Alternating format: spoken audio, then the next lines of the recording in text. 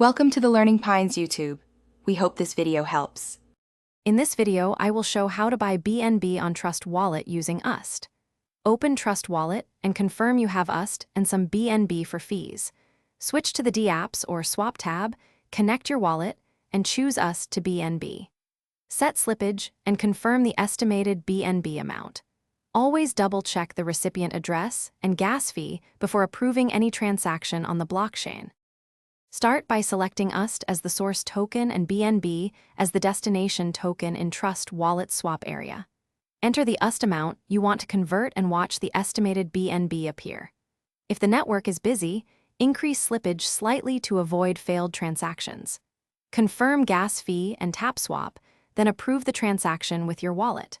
Monitor the swap until it shows as completed in your transaction history. Prioritize safety by verifying token contract addresses and only using trusted D-Apps like PancakeSwap through Trust Wallet.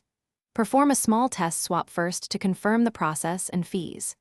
Keep your seed phrase offline and never share it, and consider enabling biometric or passcode protection for extra security.